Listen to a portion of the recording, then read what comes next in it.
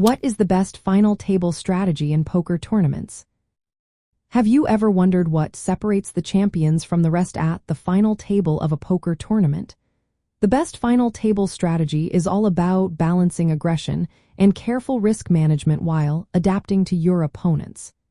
At this stage, the stakes are high, and understanding how to navigate the chip stacks and player tendencies is key. First, adjusting your aggression based on stack size is essential. If you have a medium stack, be more aggressive.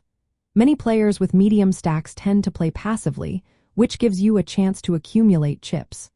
However, avoid confrontations with the chip leader unless you have a strong hand. Target smaller stacks for elimination when the risk is low, as this can help you build your stack without unnecessary danger.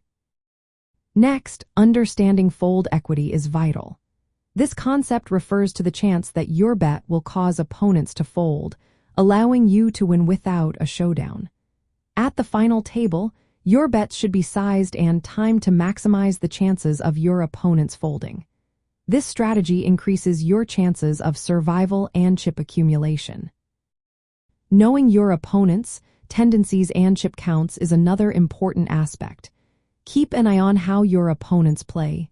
If a player is tight and cautious, apply pressure. If they are loose or aggressive, consider tightening your own play or trapping them. Independent chip model considerations are also critical. The payout structure influences how you should play. Because money jumps are steep, play tighter when your fold equity is more valuable. Avoid risky calls unless you have a strong hand or a good read on your opponent. If you are the chip leader, expanding your raising range can pressure smaller stacks to fold. Hand selection and bet sizing play a significant role too. Raise premium hands for value, often using larger bet sizes to build the pot. Use blockers, which are cards that reduce the likelihood of your opponent having a strong hand, to make well-timed bluffs.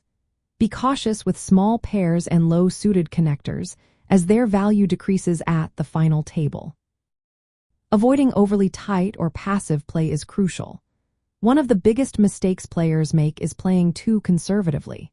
The payout structure and pressure from other players requiring you to open your range and be willing to 3-bet more often. In heads-up situations, calling down with marginal hands becomes important since hand strength changes significantly. When the tournament reaches heads-up play, your strategy should shift. Open almost all hands from the button and defend aggressively from the big blind.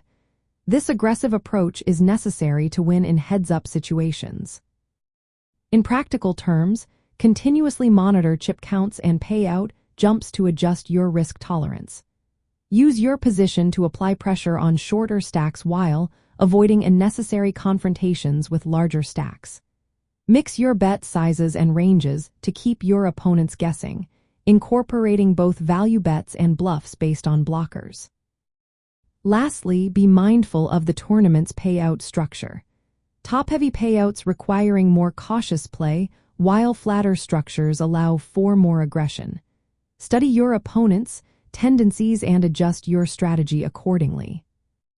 The best final table strategy is a dynamic balance of aggression, patience, and adaptation to stack sizes, player behavior, and payout structure. By avoiding predictable play and making well-timed decisions, you can significantly increase your chances of finishing at the top.